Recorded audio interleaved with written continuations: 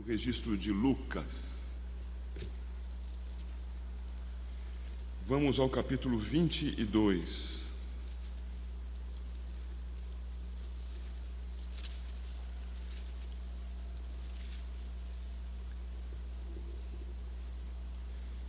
A leitura iniciará no verso 39 e irá apenas até o verso 46.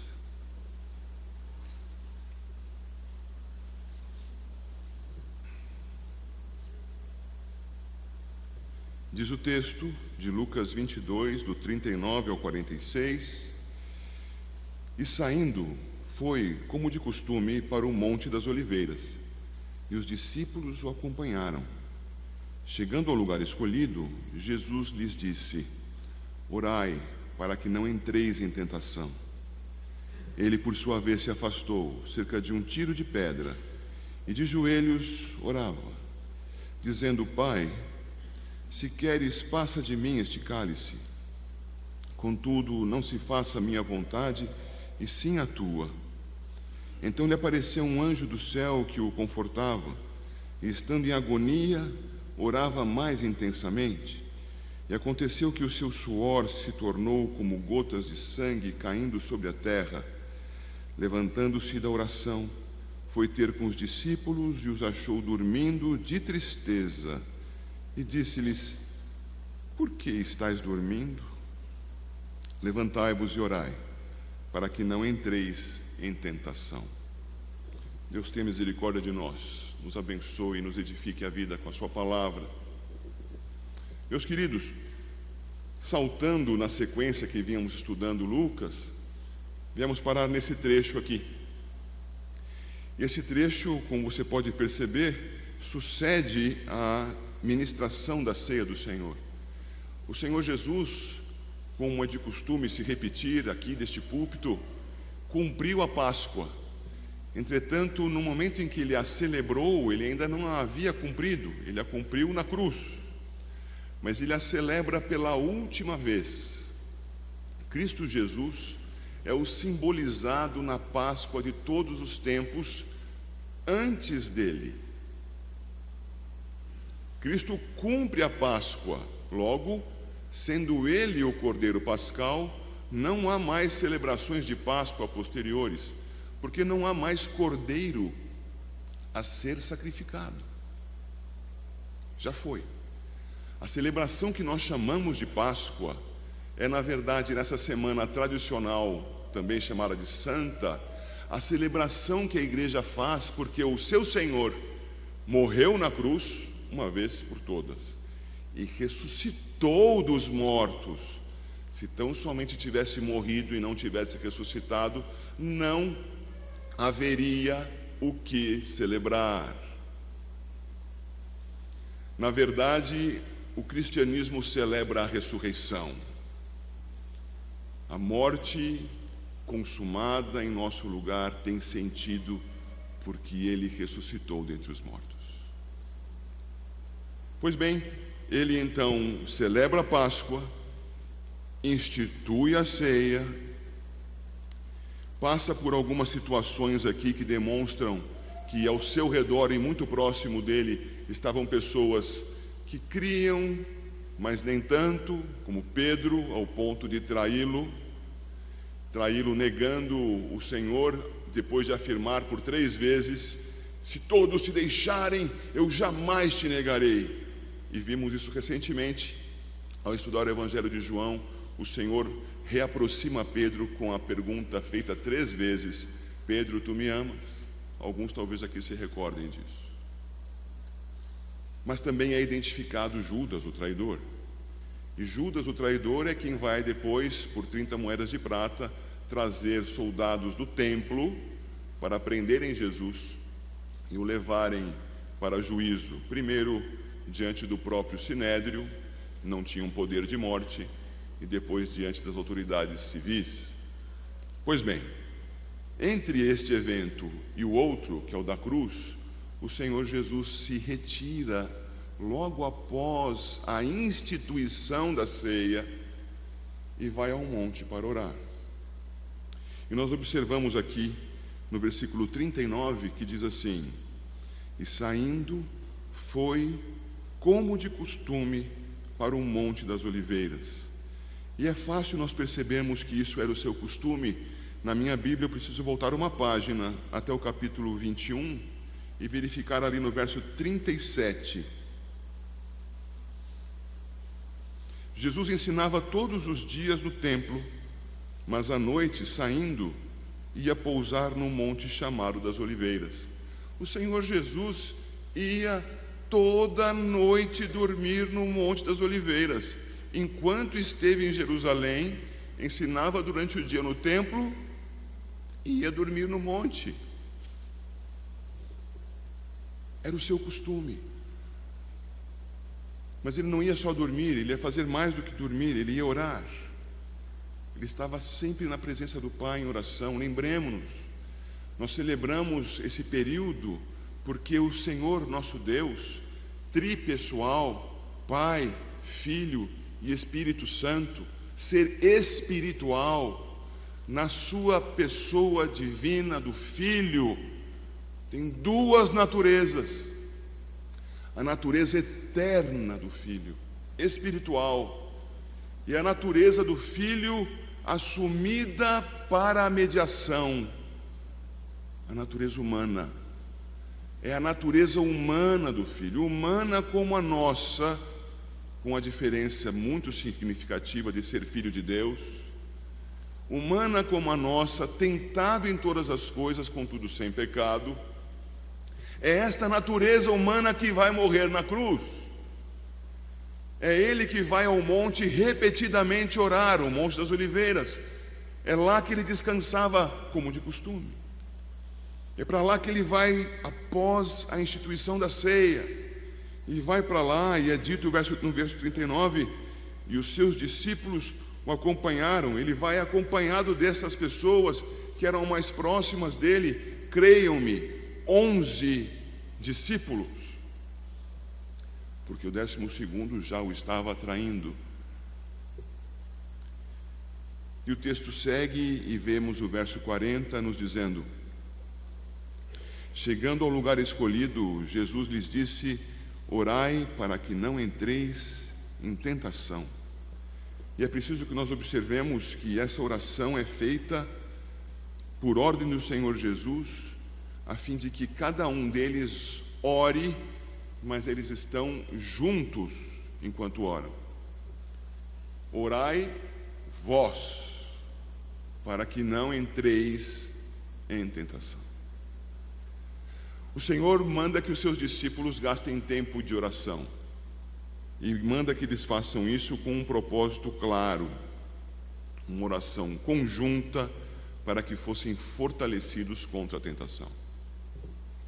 Ele vai repetir essa informação no verso 46, olhe lá: levantai-vos e orai, para que não entreis em tentação. Isto é, para que vocês não fraquejem diante da prova, para que vocês não sucumbam pelas insinuações de Satanás, pela tentativa de guardarem-se a si mesmos, guardarem a sua carne, guardarem a sua vida, ao invés de me seguirem.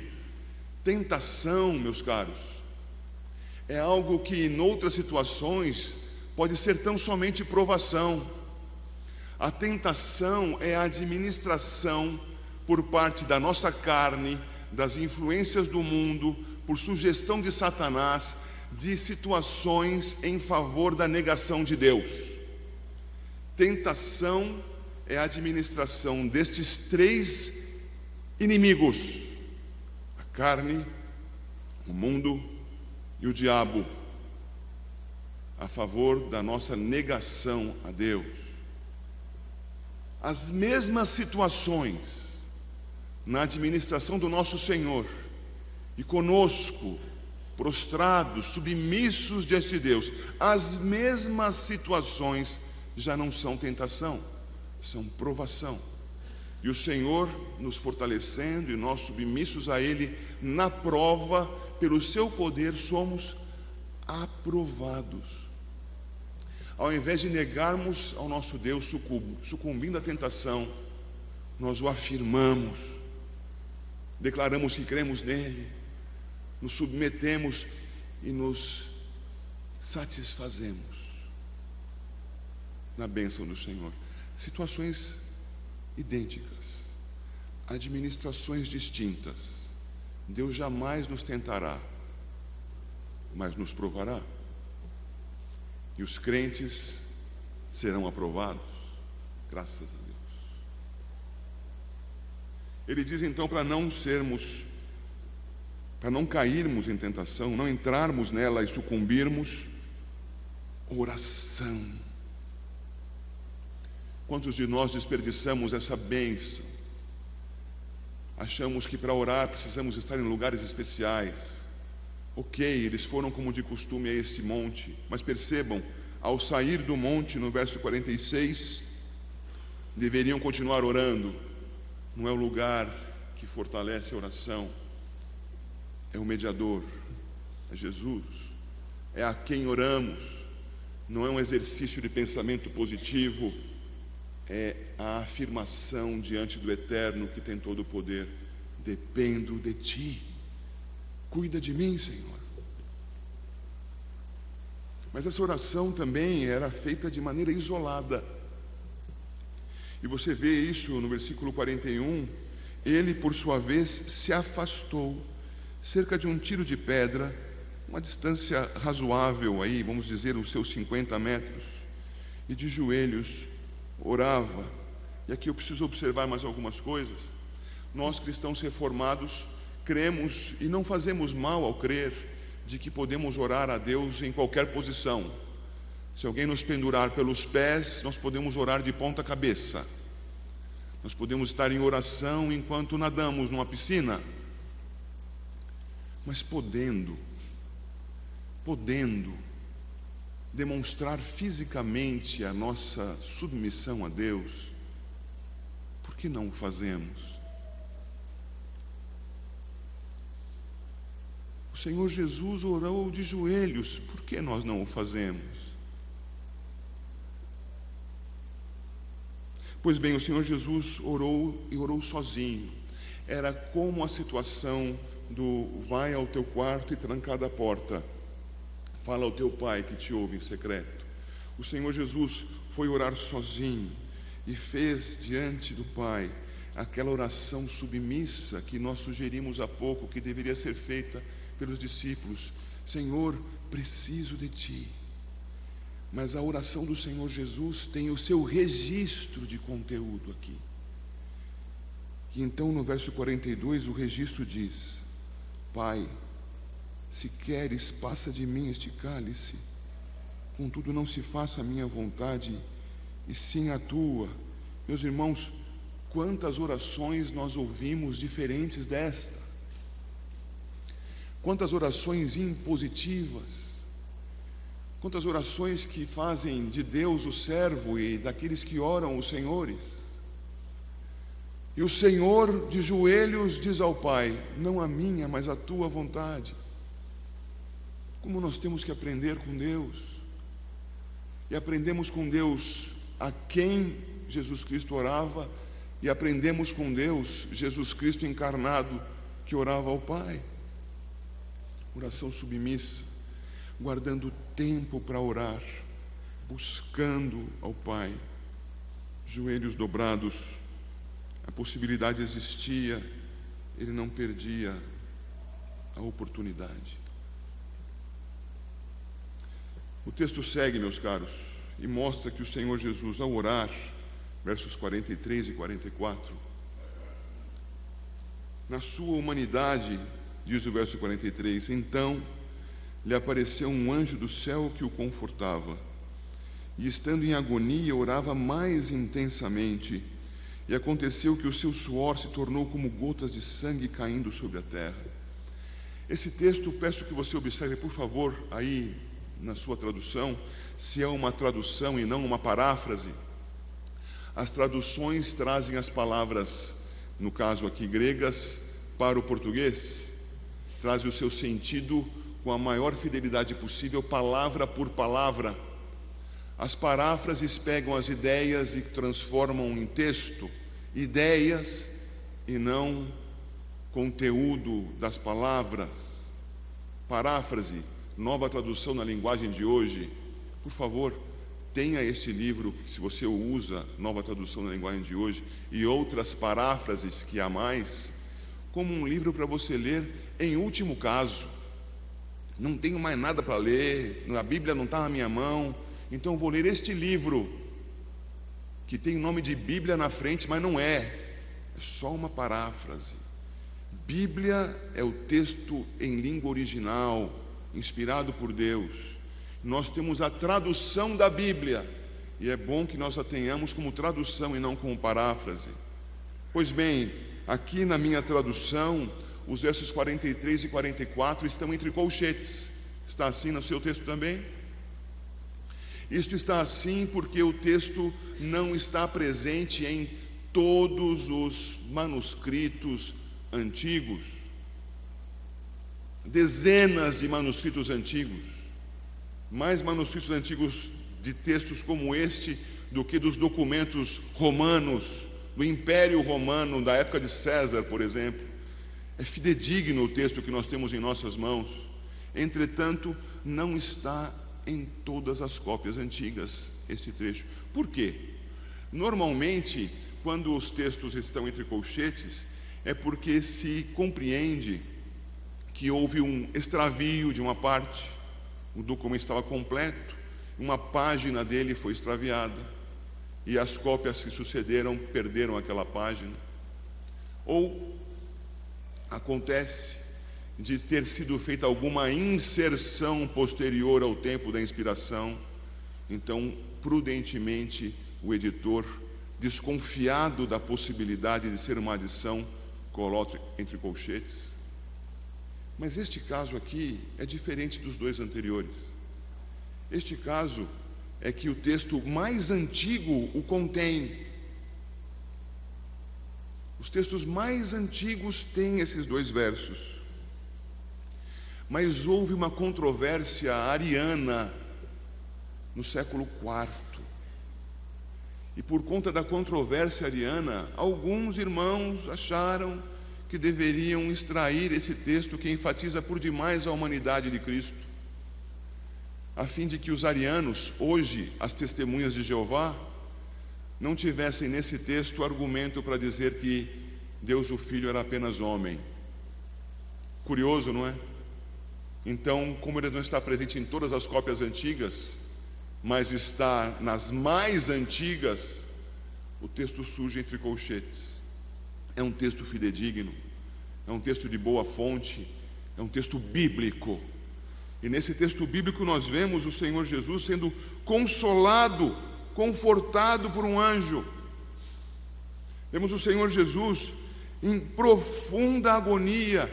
Os outros evangelhos sinóticos vão mostrar o Senhor Jesus num quadro que poderíamos descrever com tão profunda tristeza, no caso dele com motivo, comparável ao quadro daqueles sem motivo hoje estão tristes e são chamados de deprimidos. Lembre-se sempre também dessa diferença entre tristeza e depressão. A depressão não tem motivo, a pessoa está simplesmente triste. Por quê? Não sei, estou triste. E pode ser fisiológica, medicamento nele. E pode ser psicológica, confrontação na palavra de Deus para curar esse espírito doente. Mas pode ser uma tristeza verdadeira, não depressão. Era o que Jesus enfrentava, profunda tristeza, tristeza até a morte. E nessa tristeza que ele passava, diz o verso 44, em agonia, orava mais intensamente. Irmãos, na comunhão com o Pai, nós podemos apresentar a dor do nosso coração. O nosso Deus nos compreende, conhece a nossa fragilidade, ouve a nossa oração dependente. Senhor, careço de Ti completamente. Estou triste até a morte. E nessa situação, há aí uma expressão que levou muitos a dizerem que Jesus Cristo suava sangue. Mas eu preciso que você olhe para o texto e veja que tem uma palavrinha aí que diz como. Está lá no grego também. A transpiração dele era tanta que ele gotejava gotas grossas de suor, como de sangue, como gotas de sangue. Eu sei, os irmãos estão acostumados a dizer que Jesus suou sangue ali, mas infelizmente o texto diz diferente. E aconteceu que o seu suor se tornou como gotas de sangue, caindo sobre a terra, pesadas, abundantes, grossas, demonstrando o seu sofrimento, o seu tormento, o peso do nosso pecado sobre as suas costas. Nosso Senhor Jesus estava em agonia, o seu sofrimento era intenso, ele beirava o colapso. E isso tudo, irmãos, nos leva a pensar no tema desse texto, no tema desta pregação. Por que passava por tudo isso? Nós vamos responder de maneira superficial dizendo: ele fez isso porque morreu por nós na cruz. O seu objetivo era nos salvar. É verdadeiro esse motivo, mas é um motivo mais superficial. É verdadeiro, assim como a cobertura do bolo, aquele chantilly, faz parte do bolo. É verdadeiro. Mas se você vai comer o bolo só por causa do chantilly, tem mais ali, não é? Tem camadas mais profundas, tem aquele recheio gostoso, aí você já imaginou o seu preferido. O Senhor Jesus foi à cruz para cumprir, obedecer ao Pai. Ele morreu por mim, morreu por você, isto é, ele morreu pela igreja dele. Mas por que ele fez isso? Em obediência ao Pai, para cumprir a vontade do Pai. Se você se lembra, lemos há pouco em João capítulo 5, que ele não julga conforme a sua própria vontade, ele julga conforme a vontade do Pai. E agora aqui ele está submisso diante do Pai. Eu leio novamente o verso 42, ele diz: Pai, se queres, passa de mim este cálice, contudo, não se faça a minha vontade, e sim a tua. Então nós precisamos dar uma caminhada nesse pensamento. Prometo que não me demoro muito, porque o tempo já está avançado. Então a vontade do Pai incluía o sofrimento de Cristo ao orar,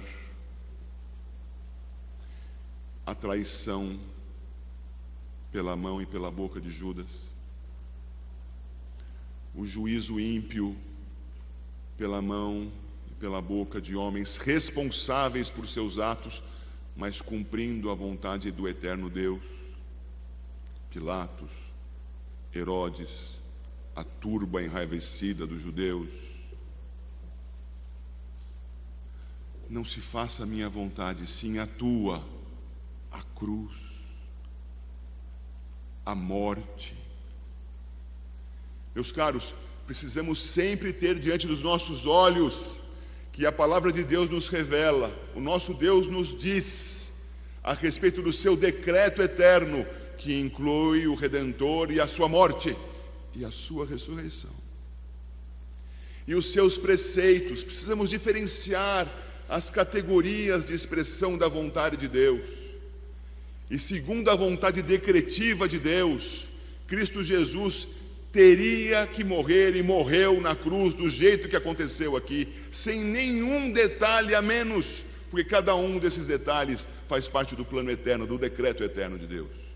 Mas na vontade decretiva de Deus há os seus preceitos, a determinação do que é bom, do que é mal, do que é certo, do que é errado.